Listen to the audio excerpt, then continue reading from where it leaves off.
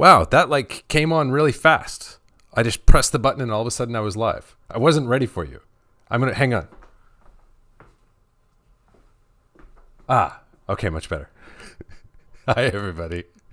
What's going on, grade school? I'm really happy to see you guys. It's always like extra fun, extra exciting to join you guys after a week down. I miss grade school. We don't get to do it. So I was bummed last Friday. I didn't get to do one, but I was in Austin, Texas for the South by Southwest Film Festival. Had a blast down there. A fast couple days checking out some films and supporting some other projects that I'm involved in. As some of you guys may know, I used to be a proud resident of Austin, Texas. So lots of fun catching up with old friends and revisiting my old haunts and all that good kind of stuff. So had a good weekend last weekend. I hope you guys did too. I hope everyone's doing awesome. I'm really excited for today's session, not only because we are coming back from a hiatus, but because we're talking about maybe my favorite aspect of this whole crazy craft of color grading, of motion image mastering, look development. That's what we talked about in parts 1 and 2 of our pre-recorded videos this week. And as I mentioned in those videos, we really just scratched the surface. So I'm excited for everyone's questions for the hour ahead. Before we dive in, a couple of housekeeping things. So first of all, we are about to run another round of my Colorist Career Accelerator course. We have opened up the first dibs list for that. That's a list that you want to be on if you are at all interested in, if you are considering joining for this round of the course. When we open the doors for registration, we tend to sell out within 1 to 2 days. I don't think it's ever gone longer than that. So if you want to be in the loop, you want to know when we open up the doors for registration and you want to be able to decide and grab a seat if the moment is right for you, then definitely encourage you to sign up for that first dibs list. There's a link in the description for today's video. Make sure you do that. On a related note to the Colorist Career Accelerator, we're talking about look development today. Look development, it turns out, is not just an area of keen interest for me. It's an area of keen interest for a lot of us. And spoiler alert, look dev is a way bigger subject than we are going to be able to chop up in the next 60 minutes. I've done now 3 dedicated courses totaling something like 50 hours of total content in the past on the subject of look development. I'm right now working on a course that is going to distill down the very best of really what I've learned from teaching look development in those different contexts to different groups and try to distill down everything that I can about look development into one single course. We're going to be announcing that course later this year. But that course is going to be open only to those who have gone through the Colorist Career Accelerator, because I want you to have that foundation under you. Look development is not something that you can start off with. It's not something that you can sort of dive into right away. You need to have a good color grading practice underneath you in order to really make the most of learning look development. So another good reason to think about the Colorist Career Accelerator if it's something that you're been thinking about anyway and you want to take your career to the next level. Another great benefit of making that investment in yourself, in your career, is that you will then be eligible for the advanced look dev course that I'm going to be offering later this year. Don't have all the details on that yet. We're working on them right now, but it's going to be awesome. It's going to be a distillation of the very best that I've offered in previous iterations of my look development and creative color science and Shola design type of courses. So yet another good reason to be a part of that. Other than that, I think that's all I have to share with you guys for this morning. So I'm excited to dive in. My buddy Gadali's here with me. What's going on, Gadali? Oh, hello there. Hanging out. Yeah, what's new with you, man? Have you been Working color grading? on. I've been doing some color grading for a couple other people's short films. I've been doing some VFX for a feature film and for my short film, and other progress on that. So a lot of movie making going on. You're keeping yourself busy, man. Yeah. You've always got many balls in the air. Okay, cool. Well, I've got some things that I would love to touch on just based on having gotten to take a quick look at everyone's comments this week.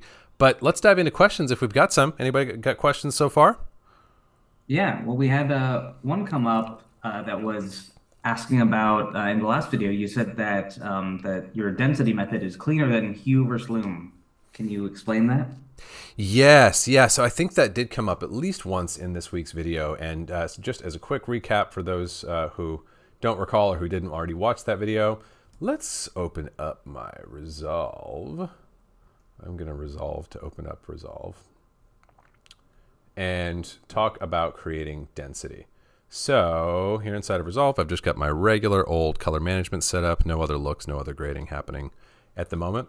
And what we were talking about in this week's video is something that I often have the itch to do, the impulse to do when I am building looks, is I want to create density in reds. I want to create reds that feel more like a film print and less like a fire engine, if that makes sense. So if you look at like my Isabella chart here, the red patch on the Macbeth chart is a great example of a red that I don't love to see sort of out there in the wild. And especially, you know, if for whatever reason I were to end up wanting to introduce saturation into this image, you know, like the, oh, come on, control panel. I'm useless without you. I'm like Samson with his long hair. That's an odd reference. Where the hell did that come from? Did anybody read the story of Samson in the Bible? He cut off his hair and lost all his power. Don't know why that came bubbling to the surface, but I guess that's what's going on in my brain. Anyway, saturation, when we increase it, that red gets even more garish, even if it's doing stuff that we otherwise might like in the rest of the image. So we were talking about creating red density, and I was observing that on its surface, a good option for that would be the hue versus loom curves here in the curves palette. These are, by the way, like a new curve that this curve actually didn't exist, I think, until Resolve 18, but certainly not prior to Resolve 17. And my panel's just down for the count. That's okay. So I've got my preset for red here and my hue versus loom. And if I drop this down, you can see I'm kind of getting the effect that I just talked about of like getting more density in the reds. And that kind of works. Now, I wish I had, let me just take a quick look at these images and see if there's anything in here that I feel like is likely to produce the issue. Maybe this one will do it. The hue versus loom isn't always the best choice because of the way that the math operates under the hood, for lack of better explanation. It is essentially, you are, think about it this way. When we use our curves, this is kind of a blow your mind moment if it's your first time thinking about it, or at least it was for me. Curves are basically just really good qualifiers. And when I say really good, I mean they're really soft and they're really gentle. And if you're doing something dumb, it's more obvious in the curves than it is when you're doing something in the qualifier. That's one of the reasons that I like the curves. But in that sense, when we do a hue versus loom adjustment, we're now doing a kind of problematic qualification. Like we are qualifying based on hue and we are adjusting luminance of that qualified area. But what's the missing ingredient there? If I think about in kind of an HSL world, we have hue and we have loom. What we don't have is sat, okay? So what you end up doing is in a, like, to be honest with you, I don't know the exact math, the exact model happening here in the hue versus loom inside of Resolve. But whatever it is, I can tell you that the way that this model selects for the red channel, for that red hue, I should say, it selects both high saturation and low saturation reds. So as a result, you can get this curve adjustment happening not only on big prominent reds like we see here, but colors that you almost wouldn't think of as red. They're so low in saturation. Those are also going to receive that same treatment. Meanwhile, a color that's just slightly more saturated and is like a more blue or green or yellow or something like that is going to be left behind, and you're going to end up getting tearing. And like I said, I wish I had a handy example of that to draw for you guys, but you can take my word for it after, you know, having gone pretty deep into a look dev session with like, oh yeah, it seems like this new hue versus loom thing is a really good way of getting at that. They've actually improved on it. That's what it is actually. So the hue versus loom has been around, I think, prior to 17, but they improved on it. And really the way they improved on it is they scaled back its total impact. So 0 is not as aggressive as it used to be before. But that's a long-winded way of saying that the hue versus loom, it's simply making a narrower, tighter qualification of the image. And if we compare that to the other technique that I showed you guys this week, which I'm just going to do over here at the timeline level just for the sake of having a little more real estate, we did a layer mixer. We did our composite mode, set to color. We went to the bottom layer. We set our, we went to an RGB mixer. We went into monochrome mode here. And then we just looked at dropping our red channel like so. The reason this works fundamentally is red here. That's not a qualification. That's just one of 3 channels. Does that make sense? We're not having to select or pull a mat or a key for the region that we want to do stuff to. The region that we want to do stuff to already exists, and it's a red channel. And the flip side of this, and this is like one of the core tensions of look development, it's actually one of the core tensions of color grading in general. This question came up this week as well. The tension here is, well, this is actually kind of broader than what I was just doing with hue versus lume. Like someone brought up, like, well, that's also affecting like the orange juice. The orange juice isn't red, is it? Well, it may not be red, but there is plenty of this in the red channel. So there's kind of this tension with look dev and with color grading in general, where like we want to be focused and precise with the adjustments that we make, but we also need to realize that the narrower that we get, the more likely we are to introduce artifacts. So in look dev, as in color grading, oftentimes what we want to do is play things against each other and blend things together, as opposed to making a really narrow, focused, targeted, precise, sharp adjustment like we're making with that hue versus lume. It's better to use something like this, like channel mixer density trick, and then to, like audition doing something like this, where like in addition to dropping my red, I increase my green. So now I'm still having somewhat of an effect on like the orange juice, for example, but less than I was a moment ago. So that's, like a question that I thought was a good one. And I'm glad it came up, because it's not only worth answering in and of itself, it also speaks to a big theme that I see in look development, which is like, how do I get the results in the areas that I want without affecting areas that I don't want to affect, but abstain from making really narrow adjustments that are, kind of like a roll of the dice in terms of whether or not they're going to create problems for me at some point in my color grade. Okay. Thatcher's got a question. When adjusting contrast curves, we pin mid-gray so it doesn't move for the look. For hue and saturation adjustments, is there a concept of a mid, min, max, or average saturation that we should also try to keep pinned? Oh man, that's a really great question. And I'm actually, now that it's being asked, I'm kicking myself for not including it in this week's video, because there definitely is. And it's something that frankly is a little more recent in my thinking, but this is actually like my concept for that. It's maybe evolved a little bit from here, but my initial concept for that actually came from a colorist friend of mine, a guy whose work I absolutely love, a dude named Ian Vertovik. Ian is one of the senior colorists at Light Iron, one of the best color grading companies in the business. He's an amazing dude. Go look up his resume. It's stacked. He knows what he's doing. And we were talking about look dev in a podcast that I did a couple years ago. And he pointed out that when he's doing look dev, so if we, kind of just build out our look thing and we say like, all right, let me get this image a little more normally framed, and, let's do our whole situation here. So we've got our DaVinci wide gamut gray. We'll pin our mid gray point here, wipe this guy out, build ourselves a little contrast curve, add a little bit of a toe compression down here. So let's say we've done this. Maybe we did the split toning thing that we talked about in this week's video, and we're now really looking at focusing on color, kind of like we talked about in part 2. And Ian's approach is, and you'll notice I didn't talk about using things like offset and gain and gamma and lift in your overall look. And this is like something that Ian and I kind of had alignment on. Is he's like, yeah, I don't like to do like, if I want to get a cooler look, for example.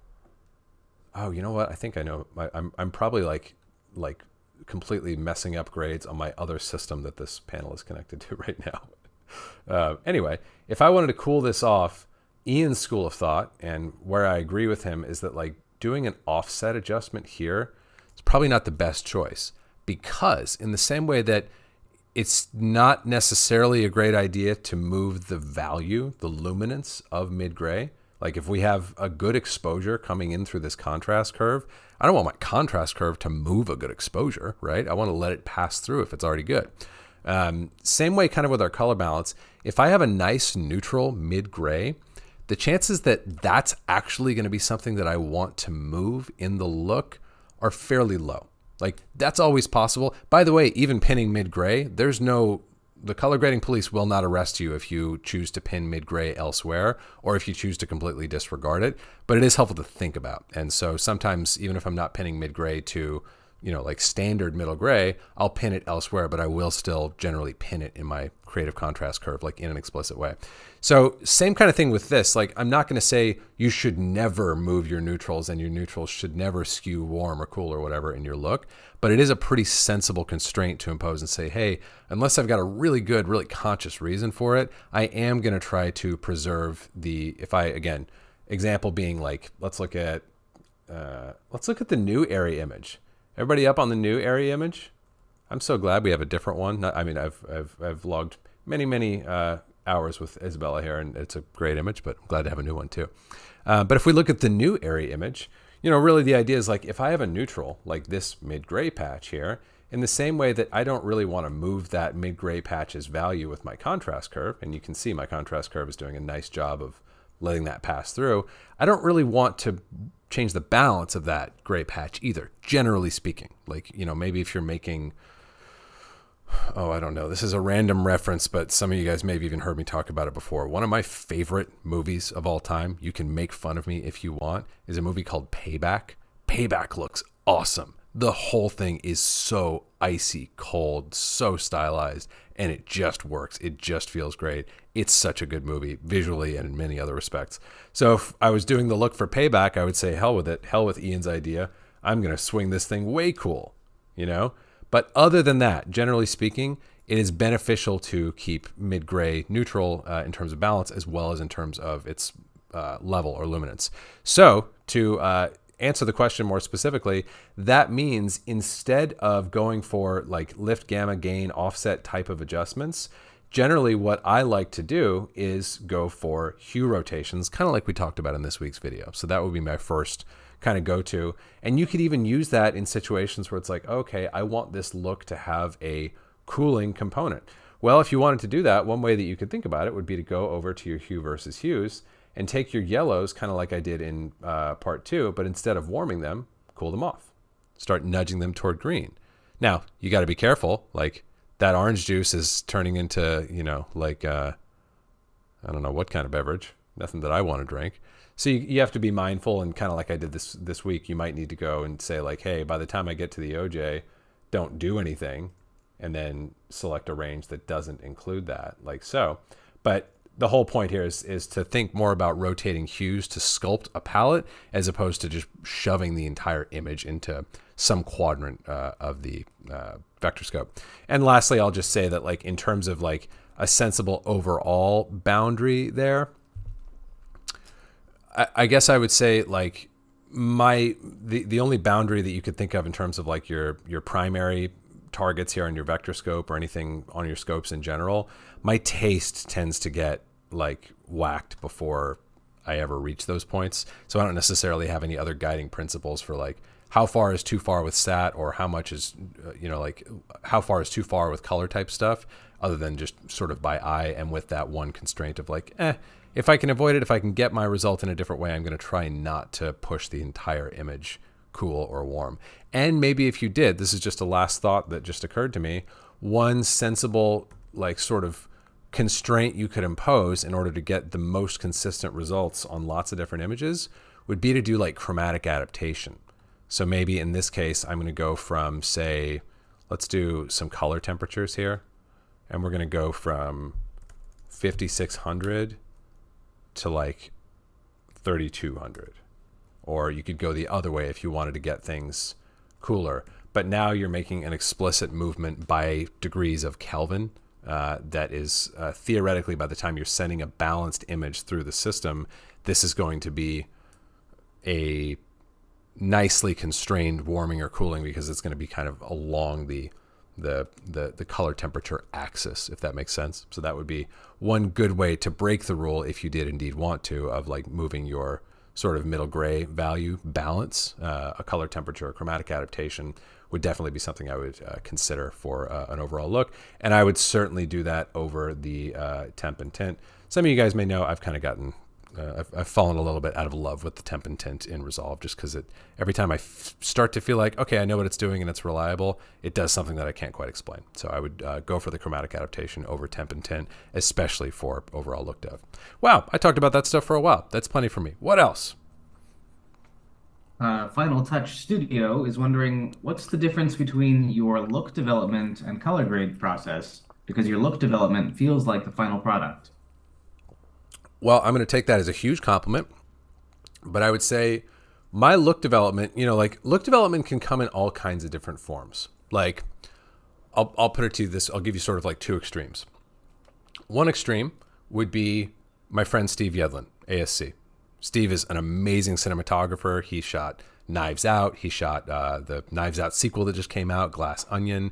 He's shot a bunch of really amazing movies. Star Wars: The Last Jedi. The guy's got an incredibly stacked resume. He's also one of the most knowledgeable people about color science who I know.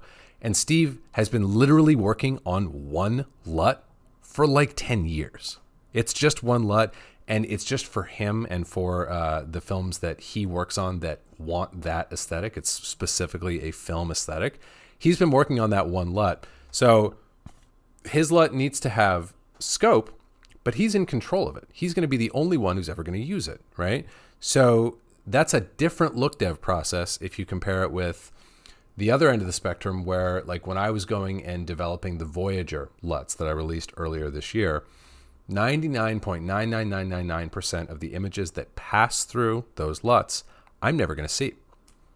So that's a huge constraint. That's really the biggest difference between look dev in the like largest scale sense of the word and color grading is with look dev, you're kind of a blind pilot. The look developer is not going to see the majority of the images through which that look will pass. Now, if you are just developing looks for yourself, that's a slightly different story, but even there, you kind of need you need to know it's going to work in a lot of different contexts. You can't just like play whack-a-mole and go, well, it worked for the first 10 shots and then it broke, so I just went in and fixed it, and then it worked for another 25 more, and then I had to go and fix it again. That's what sort of like naive look development ends up playing out like, because you're just using the tools that you know how to use in color grading, and you end up creating looks that don't work for more than a dozen or so shots at a time. And then you have to go back in and figure out, oh, how do I do that a different way? Or how do I clean that up? Or why the hell is that even happening? So look development is all about scope, and it's all about operating within a set of constraints, like the constraints that we were just talking about, that allow you to produce, that are going to produce a transform that 10 times out of 10 does nice things to the image. And most importantly, this is the other like aspect of look dev that's different. Look dev has to play really good defense. Color grading, if I'm looking at my image and I'm like, I know what we could do. Let's go like really cool with it. And I go, whoa, that's maybe a little much. And that's like clipping in the vector scope. That doesn't work. Well, easy enough to just back it off, right? With look dev, depending on, if you're on shot 10 of 1,000 and you're supposed to be done with look dev and you're supposed to be grading, it's not that easy to switch gears back over to look dev and retool your look if you're supposed to be grading. So looks, they have to play defense. They just have to work even more than a look. Like I talked about this week, a look should push everything closer to the finish line to some extent, but the most important thing that a look needs to do is not take anything further away from where it needs to go ultimately. And the worst thing that a look can do is break an image. So you kind of have to play defense there. That's a couple of different thoughts in terms of like how I conceptually think about the two and how they differ. And of course, as we have started to look at in our content this week, it's not just a different mindset, it is different tools. Some of those tools we can sort of purpose or repurpose here within Resolve. Ultimately, I end up using a lot of tools that are purpose-built for the process of look development. Jim Robinson's got a question. In almost all cases of adjusting sat of reds and yellows, or yellows does affect, hold on. In almost all cases, adjusting sat of reds or yellows does affect the skin tone. If the skin is perfect, would you use power windows or masks to isolate the skin out of the mix? Well, from a color grading POV, Absolutely. Yeah, that's something you could do at a shot level. And look, there is a point. The best look in the world, sooner or later, is going to need a colorist under it, or it's not going to work. So yeah, like that is a solution that you might find you need to implement when you're grading under a look. Is like, hey, I need to, like, how do I put this? I guess if you think about the look dev process, you could say, well, if I can't get these certain things saturated without making skin feel weird some of the time, I guess I can't do that in the look. And those are the kind of compromises you have to make in look dev all the time. It's like, all right, I can't do it in all cases. I can make 60% of the cases work with this adjustment, but that's not enough. And if I can't up that percentage to 100, then I have to abandon the adjustment, which sucks, but that's also like what's driven me to continue learning and growing in my look dev, because I really have difficulty accepting those losses. Like, yeah, but I want it to work. I want it to be able to, I want something systematic that I can use. So I'll end up on that grade or that project saying, well, it's the best we could do. Here's the look. But then I'll go down the rabbit hole of trying to figure out how could I pull that off. And yes, in terms of color grading, a power window would be a perfectly acceptable solution. But I'm glad this question came up, because we can't use power windows in a look, can we? We have to use, things that are colorimetric in nature as opposed to spatial in nature. So in the context of a look, we have to find some other way to distinguish, for example, skin tone from hues that may be in that similar vector that we wish to treat differently. And we have to do it in a way that's nice and clean and not overly surgical or invasive in terms of the way it cuts into the image. It's not that easy sometimes to sort of like satisfy all those criteria, but that would be my not so short answer to that good question.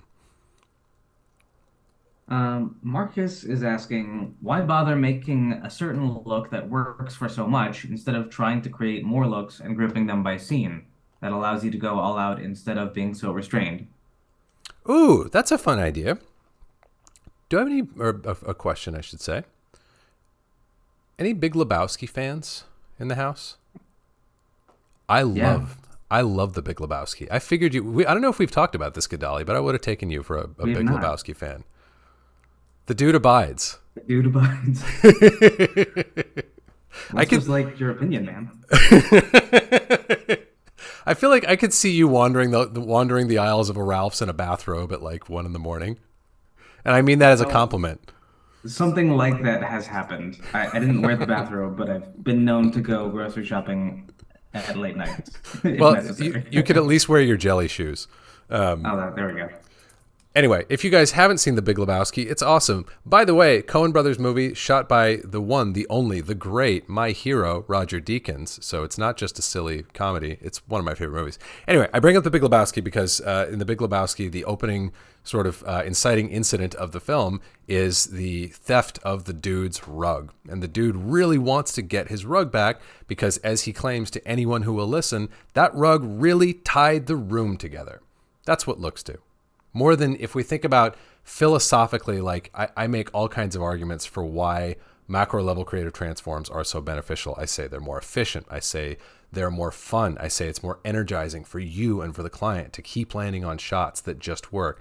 But the biggest thing that a look does, the biggest case for not parceling yourself out into grading by individual shot or even by individual scene or reel, is that the constraint of a look that feels sort of like an imposition of like, wait, I don't want to be under this one thing. That's actually like the magic of a really good film, the consistency, the things that don't change shot by shot by shot. So that's a philosophical POV that happens to be mine. That's, by the way, the way that like most of the movies that I grew up watching worked. They were all being printed to the same print stock. There wasn't one print stock for reel 1 and another print stock for reel 2. So I'm a big believer, however much or little is in that look, I'm a huge believer that there is always some set of ingredients that can and should hit every single image in the sequence. There are also things that are going to need to change per shot. There are power windows that you're going to need on, like this side of the scene that are not going to be appropriate for that side. And that's where color grading comes in. But with look dev, I think the philosophical question that is really fun to ask is like, What are the things that don't need to change or be tailored by shot, by scene, or by reel? What are the things that actually can and should ride over the entirety of the movie? That's not all the things, but there's always some subset of those things. And if you can identify them, I'm a huge believer that it strengthens, it doesn't weaken your film. So it's not just a matter of convenience of like, oh, well, isn't it nice that we can just slap this thing over top of the whole thing?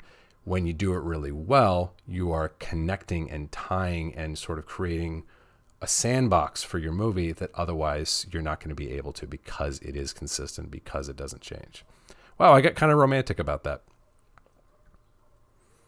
Let's see. You've mentioned before that you don't actually do look development on the Resolve color page. So Ryan is asking, what software do you use for look dev?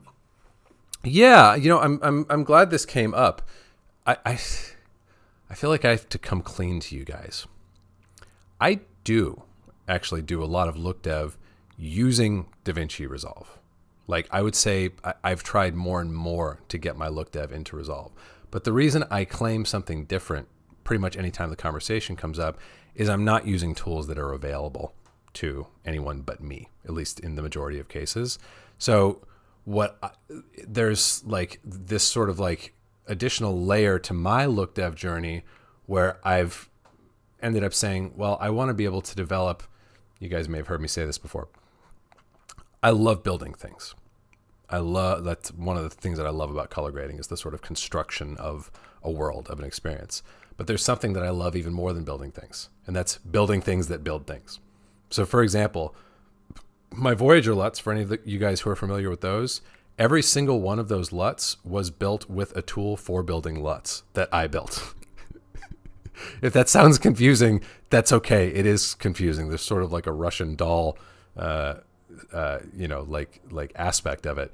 But that's my practice. I do a lot of my look dev now in Resolve using custom tools that I've built for the purpose. In the past, I've used Fusion a lot, which is also inside of Resolve, because it allows you to manipulate the image on a mathematical basis in different ways than you can in the color page. Other tools that I and other image scientists will use a lot for look development. I've used Nuke a lot for look development because it allows you to visualize and manipulate the math of an image in a very versatile and wide-ranging number of ways. For the more geeky mathematical side of things, and for solving problems and coming up with like best fit matrices and some of the other things that happen along the way, especially when you're doing film emulations, that stuff can be done in programs like Mathematica or MATLAB. So there really is a whole host of tools. I mean, one of my favorite answers from one of my favorite color scientists working in the business today, my friend Matthew Tomlinson, who's the color scientist at a company called Harbor Picture Company. Go look them up. They've got a few films on their credit. They're a really, really great shop. Matt supports all of the artists there with color science on both the technical and a creative basis. But I remember asking him, like, when we first met, I was like, so what? I asked him the question that we're asking now, like, okay, well, like, what do you party with? What do you get down with? And he was like, Excel. I'm like, oh, okay. I mean, he's like straight up like doing math and formulas in a spreadsheet. So it can kind of range. It depends on what you're trying to accomplish. Color science and look development, those are big overlapping fields. But for me personally, I have tried more and more to get into a setup within Resolve where I can view things with full context. I can see a 3D cube, I can see a 1D ramp, and I can manipulate and make the manipulations that I want to using custom tools that I have developed for that purpose. So my short answer would be I actually do a lot of stuff in Resolve. The more nuanced answer would be that I have used a software system that Resolve happens to allow me to, that happens to be like supported in Resolve, that allows me to implement custom math that lets me do what I want to do to the look when I'm developing it. Well, also on the tool side of things, Cody is saying, I've been using Dehancer for many of my looks, even when I'm not doing a film emulation. Are there any external plugins do you use, or do you find plugins problematic? I don't find plugins problematic as a concept at all. I think it's tough to find really good ones. Dehancer is one that I've not spent a ton of time with, to be honest with you. I recently grabbed a license of Filmbox, and I think it's a very high quality product. I'll say that. So no philosophical beef with plugins. And the only thing I'll add is that, excuse me, like everyone has like sort of character traits or like aspects of their personality that can be beneficial or problematic. I have a really good thing going for me in that I am very obsessive and I am willing to tunnel into something until I find the solution that I'm looking for. That's led me to really be able to grow and build a very robust color science and look dev practice. The downside of that is, I've talked about this in grade school not that long ago, I think, but the downside is that like I have to do it. Like that's a big part of where I get my kick as an artist, is being the one who built the thing that's doing what I want really, really well. So for me personally, in my practice, you could drop the world's greatest plugin on my doorstep and I could come and grab it with my newspaper tomorrow morning and I would just put it on a shelf, because that to me is the fun part and I want the fun part for myself. That's not a rational or reasonable thing, and arguably it's a bad thing, but that is my personal relationship with the craft. That's something that's different for everybody. So that's something that you can think about as you're starting to explore the look dev side of your color grading practice. Is like, all right, am I culling and am I, just going to be fixated beyond all reason on being the one to do it? Or am I just going to be a really educated, like user of the various options that are out there and select what works best for my creative intent and just simply leverage tools that already exist? There's neither of those are wrong and nowhere in between is wrong, but it is a fun thing to contemplate as you're kind of building up your practice as an artist. Question from Sesko. Can you make split toning? Can you do split toning if the footage is all of a similar hue?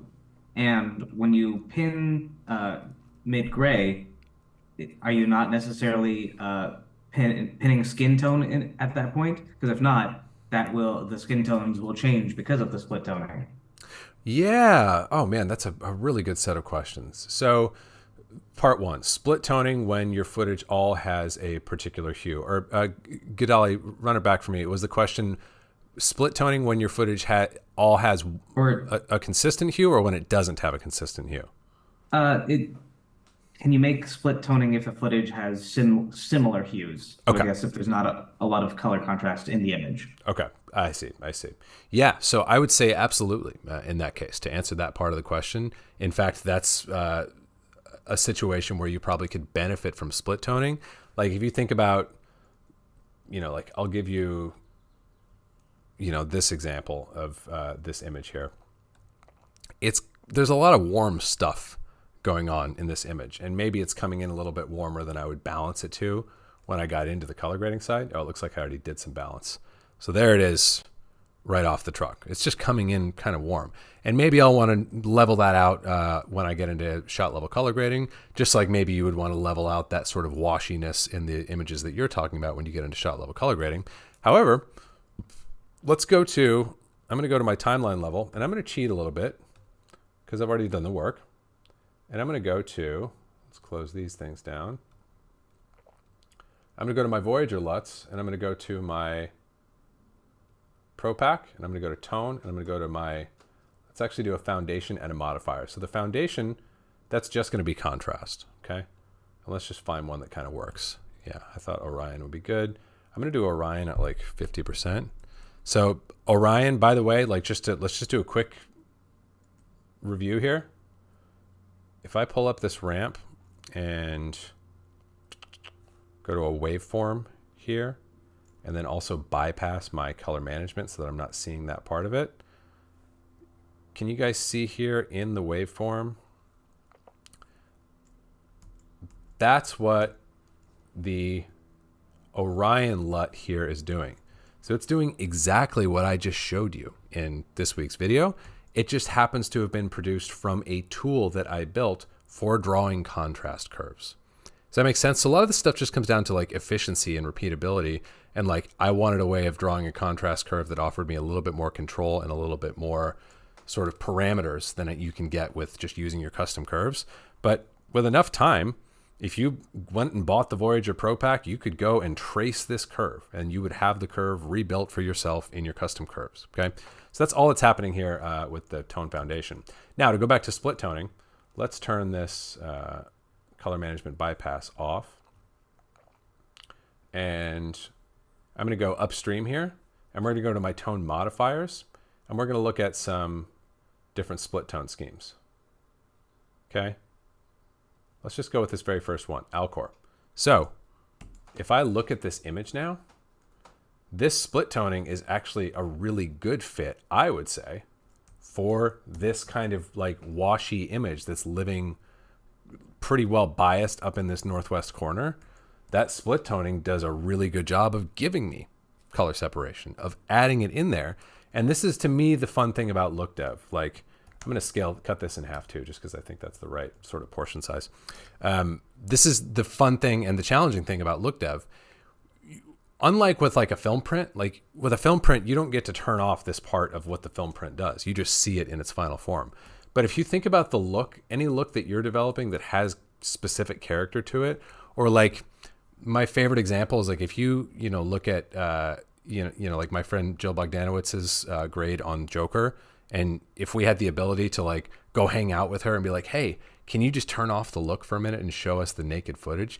It would feel so different. And then when you turned it back on, you'd be like, wow, you are bending and rewriting so much of that image with that look.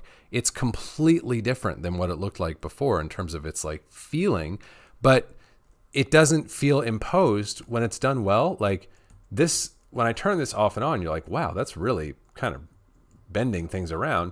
But when you just have it on and when your eyes are acclimated to it, it just feels good. So that's a long answer there, but I think split toning absolutely can be done in that scenario. And then the other question, really good question. So here's what's being asked. What if we are pinning mid-gray, which, by the way, this tone foundation LUT that we imparted a minute ago, that is indeed preserving middle gray. So here's the question. What if you've drawn a curve that is preserving middle gray, but your skin, either in its original camera exposure or because of what you're doing at the shot level, what if it's actually not resting at that position? What then? And by the way, you can check that out if you want to by throwing up a window on your subject. It's a little trickier actually when we've got our color management enabled. Yeah, I'll put a pin in that for now. There's a way to do what I just said, but not so easily with project level color management. But regardless, I can tell you, without even needing to see anything, that her skin is dropping. Like, let's really go crazy with it. She's really living well below like the mid-gray point now, right? So the question is like, well, isn't that going to cause skin to be poisoned in that way? And the answer is yeah, absolutely. And we could have one of two reactions to that. We could say, well, because I know I'm going to be grading my images to live whatever, like a third of a stop, half of a stop, a full stop below the standard mid-gray of my grading space, I actually want to anchor everything around that. You could totally do that. That would be a totally valid thing to say like, all right, we're going to pivot around one stop below mid-gray. And that's where some of the math comes in. Like, well, now you got to know how to convert. We got to start with 18% middle gray, and then we need to divide 0.18 by 2 to the power of 1 to get 0.09. And then we need to convert 0.09 into a DaVinci wide gamut encoding and get that value, and then we need to explicitly pin that numerical value. It gets kind of mathy, kind of fast. But regardless, you could pin you could also just make it a visual exercise and say, hey, I've graded 5 shots. Let's see where those come in on the custom curves just by dropping an eyedropper on them, and come up with kind of an average of like, here's actually where I seem to be wanting to rest my middle gray of my system. And you could at that point say, all right, that's my pivot point for my curve. That is my neutral segment for my split toning. You could anchor everything around your custom mid-gray if you wanted to. That would be option number 1. Option number 2 would be essentially to think of it the way that, a filmmaker doing lab work and printing would think of it, which is that part of placing the image further down in the toe means that you're going to get what happens in that portion of the tone scale. So When you pull things down into that area, that means that whenever you do, you're going to get a cooler push on the image. And maybe that's beautiful. Like that's actually one of my favorite things to do when I'm grading under any kind of a split tone scheme. Like this one is tough because it's so strong. It's got such a strong warm push kind of initially. But if we look at let's pump up both of our pieces and look at this image as an easier example. And I'm just going to look at mom's face here and grab my offset and drop this exposure. I really love watching her face sort of fall off into that cooler area as I pull it down. So I think that can be really fun. And I don't think there's anything wrong with having a subject that's not passing through dead middle gray who is receiving what's happening below middle gray or what's happening above middle gray if you've exposed them up. So it's an either or. You could rethink what you're anchoring around, or you could say, I think that's cool to have, like that I'm going to be going for a sort of like non-standard exposure level for my images. And part of that creative choice is going to be to let those images absorb what the look does down in that area. No wrong answer there. Chris is wondering, do we need to dive into the more mathematical side of color to become successful colorists? Or can you still be successful without that aspect? I'm straight up bad at math. Yeah, I hear you. Gadali knows, because I probably say it once a week at least. Really wish I'd paid attention in math class. I got into math in my 30s, which is not the right time to get into math. Especially like as I'm reminded of it every day right now, because I have a 1-year-old whose learning curve is just insane. Like I tell her the name of the stuffed animal twice and now she knows the name of the stuffed animal. Like the rate at which she is acquiring and retaining knowledge and information is like actually makes me angry, because I'm like, I would take 10% of that. However, you might find you're a late bloomer and you really enjoy math. That was my journey, going like, well, I'm kind of intimidated by this, but the more I sort of like allow it to be, I find it really pleasurable. But to answer the question, do you have to know those things in order to be successful as a colorist? No, absolutely not. I'm not going to stand here and tell you that, because there are too many highly successful colorists who are mostly or completely ignorant of that side of the craft. Is it an asset? Absolutely. Do you have to have it? No. What do you do if you don't want to build that up, or you don't feel like you've got the mathematical inclination or the technical inclination to build it up? Find someone who does, who can support your efforts. That could be, like that could be me from afar. That could be me setting you up with your Voyager LUTs, and you're like, hey, this dude does my look dev. He built this really great library of LUTs that I can get like tens of thousands of different looks out of, and I can trust them because of this person's credibility and background. Or you find someone else that's in your more immediate sphere, someone who you actually know. But that's how, if you look at any big shop, I feel like we've talked about every color grading shop in the business here today. We've talked about Harbor Picture Company. We talked about Light Iron. You could talk about Company 3 or any of the big facilities.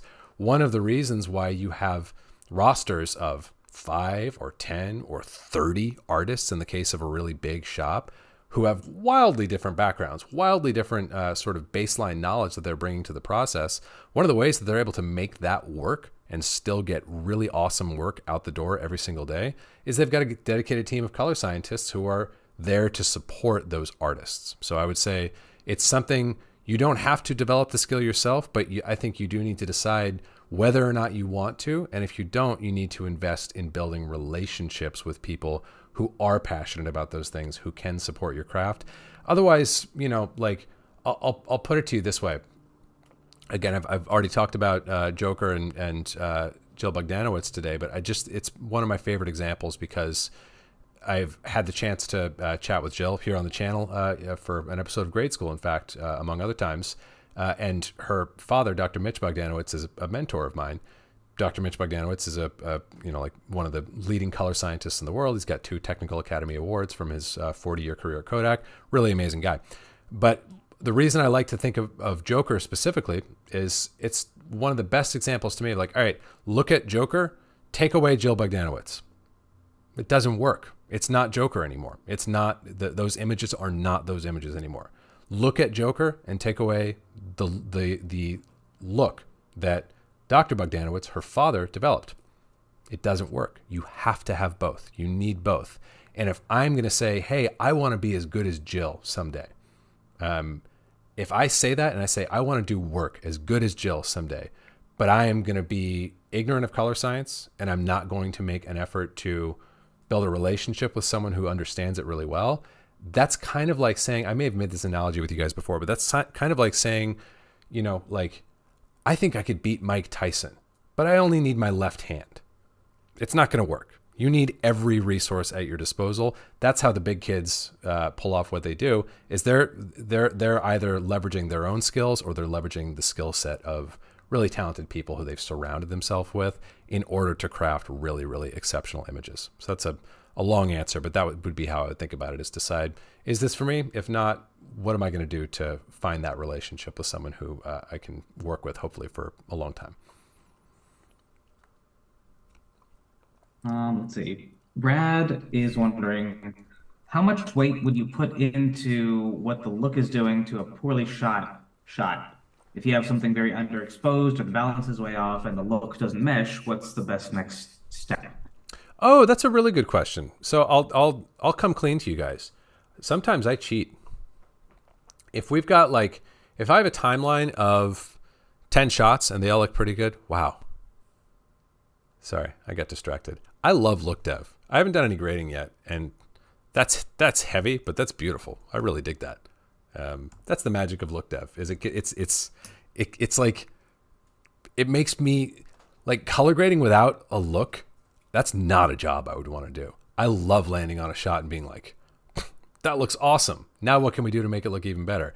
I hate landing on shots and being like, all right, what do we got to do now? Twist that, turn that, turn that. We got to get our noses above water before we can even begin thinking about the more nuanced things. That's no fun. That's super draining to me. So quick aside, look dev is awesome for that reason as well. But to answer the question about all right, so you're doing a look, you're developing a look, and maybe you've gone through a couple scenes, you've gone through 10 shots, whatever, and you're really starting to get a beat on things and it's starting to feel good. And you've got a shot that is an outlier. It's aberrant. It doesn't align with the rest of the material. Do you need to account for that in the look? I would say no, unless you plan to let that offense go by unchecked. When I say I cheat, what I mean is that if I land on a shot that is like half a stop or a stop underexposed compared to its neighbors, I'll bounce over to the clip level of the node graph right then and there and fix it. I'm not going to spend a bunch of time on it, but if it's a matter of like, oh, it's a half a stop under, or it's way the hell too cool, I'm going to go in there and fix it right away, because that's going to give me a more meaningful context with which to continue my look dev. So that's a great question that is something that I think can be confusing for us sometimes. Like, look dev and color grading are very fluid, interactive aspects. They are distinct, as I said in this week's video, but you generally want to start with look dev so that you can grade with that context. But you may find you need to kick over to color grading in order to have the proper context for your look dev. And you're also going to find that the real finesse elements of your look are not going to come until you've begun your grading pass, especially when you're in the beginning of your practice doing look dev. You're only going to notice things when you're going through at ground level, shot by shot by shot. And you go, geez, like the last 10 shots have felt kind of like wimpy in terms of contrast. Let's get in there and juice up that contrast curve. I didn't go bold enough, like whatever it might be. A lot of those insights and those observations aren't going to come until you're actually in the grading pass, and you're going to kick back over to the look and refine it. So they interact a lot, even though they are distinct pieces of the puzzle. Great question. Let's see. I feel like there's a lot of questions that all have the theme of like the difference between shot matching and look development and scene to scene look creation. How would you, I guess the meta question here is, how would you define shot matching, look development, and what would you call like creating a look for the scene, and how is that different from look development as you were thinking about it? Oh yeah, this is a great thing to cover, and that is a big theme, and it's confusing. Like I think Gadali summarized it well. Like it's like, yeah, how do we think about these different sort of like tiers of At the end of the day, all we're doing is making the image look like we want it to look, right? Like you can call that whatever you want, but that's what we're doing when we are on the color page in Resolve. So it's like, how are we exactly making these arbitrary divisions between, like macro level creative transform, a look for a scene, a grade for a shot, like what are the lines that divide one from the other? And the reality is it's messy. It's not so perfect to think about, or there's not super clean answers, at least no perfect, broad reaching, concise answer to those questions that I've ever heard. It's messy. They interact for sure. But some of the principles, some of the kind of cornerstones that give me context for making those assessments in every project is, like I said, here's the first hypothesis that I'm going to throw out to you guys. Any project you will ever tackle when you are color grading, there are going to be some components that the project will benefit from having a consistent ingredient on. So that could be like the reason I start with a creative contrast curve and with split toning in part 1 of the videos that we did this week is because that's usually one of those ingredients. So those two things are usually among those ingredients. It's like, hey, there might be individual like sort of looks or feels that we need for each scene. There are certainly going to need to be individual like adjustments made per shot. But for the overall thing, the thing that is going to help bring everything together, there's going to be at least a few things. It can be a lot of things. It can be a big, complex, like look dev stack, or it can be a simple 1 or 2 things like we talked about this week. But the hypothesis that I'm going to sort of like challenge you guys to incorporate into your work is there's always something. There's always at least one thing that is going to tie everything together. It's going to tie the room together when you choose to impart it at a system overall level. Okay. Now, here's the other thing that I want to add. So we've got that at one end of the spectrum. There's always something, right? I've never done a color grade where there wasn't one ingredient that was best applied on everything. Every color grade I've ever done, that was the case. Okay. On the other end of it, we've got, well, that shot was taken 20 minutes after all the other shots and the sun was nearly down, and we need to open it up and soften out the contrast and do some curve shaping in the bottom to get it to feel like all the others. That has nothing to do with any other shot in the timeline, right? That's a very localized thing. That's the other end of the spectrum, right? So really what we're asking about is like, okay, how do we assess everything in between? Because those two are really clear, hopefully, right? Those something that you do to everything, something that you only do to one single shot. Those two are super clear. What falls in between, and where do we start to define like things that travel from shot to shot? Here's the most important thing for me in terms of how you think about that middle zone. In that middle zone, I want you to remember that we are not painters. We are not art directors. We're not production designers. We're not video game designers. We're not starting from a blank canvas. The image already has a look. The film already has a look. It already has a palette. Maybe it's really good. Maybe it's not that good. Maybe it's super consistent. Maybe it's not that consistent. But the image has a series of people and objects and environments that were shot with a particular camera, with a particular lens, in a particular quality of light. All of those things are going to inform the way the image feels just as much as anything that we're going to do in color grading. More so, hopefully, right? So in terms of thinking about that middle area and like, oh, what about building a look for each scene? To me, there's no such thing. And this is just semantics. But for me, a look is something that hits everything. If you're telling me like, oh, I want to come up with what this scene should feel like, really what that means to me, like I wish I had a great scene here in front of me. But what that really means to me is like, okay, grade the master. What do you want it to be? Do you want it to be a little cool? Do you want a little extra contrast? Do you want to add a little bit of blur in the specular highlights? Like, what is that set of manipulations that you're going to make for the master? And then the look, that's just me pasting that shot to shot to shot. Yeah, it's probably not going to change much from shot to shot, but it's also not something that I see the benefit of imposing in like a group post clip level, for example, which is something I've heard talked about before.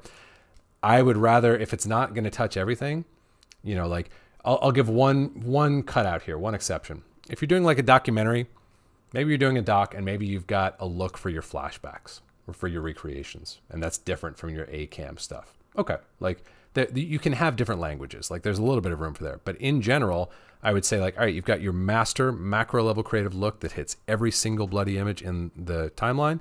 Everything else is local. Like that's why we have grades that can be rippled and grades that can be pasted and nodes that can be copied and amended. There's plenty of mechanism within Resolve for making similar but not identical adjustments to large volumes of shots efficiently. That's like what Resolve is really good at, you know?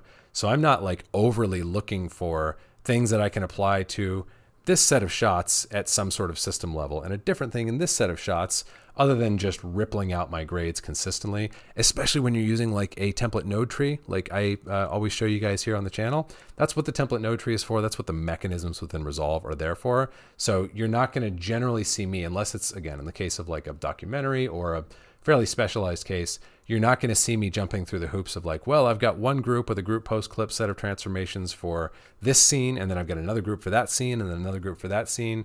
There's a pretty steep fall off from like once it no longer works for everything, I'm just going to make it work for that shot and then paste that adjustment so that I have the flexibility to tune and tweak it from there. But I hope that gives you guys some kind of philosophical things to think about when it comes to like, how far reaching should my look be? And is it a look if it only works for one scene, or is it a look if it only works for 3 shots?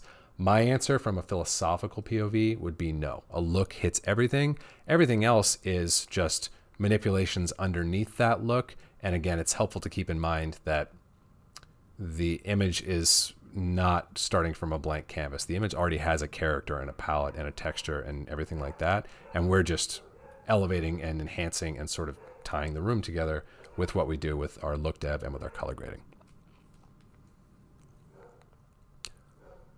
We got time for one more. Okay. Let's see. Lefty is wondering, what material do you recommend to deepen our knowledge on color science, or a more mathematical way and detailed way like you learned? Are there any seminars, masterclasses, or other resources you recommend? Yes. So, top of the dome, there's a PDF document that you can find pretty readily just by searching cinematic color. That's a great starting point for just getting more indoctrinated in sort of the color science aspects of our craft. That's a really good one.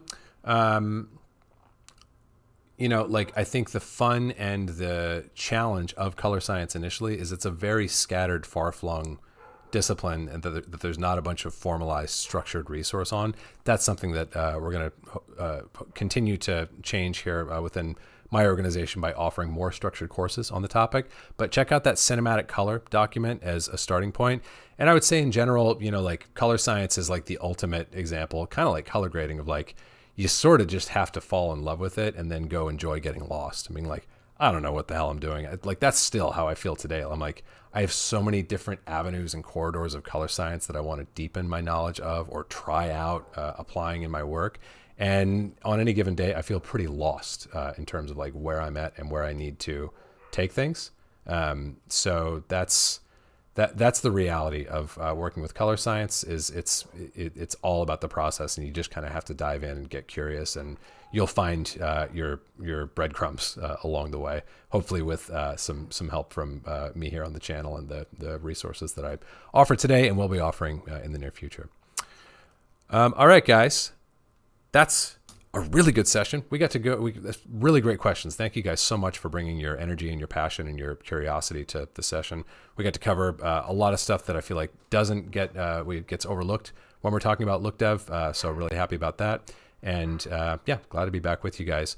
As a reminder, to pivot back to the color grading game, if you are serious about taking your career as a colorist to the next level, that might mean you've never done a color grading job today and you want to be doing color grading jobs professionally and billing good money for those jobs.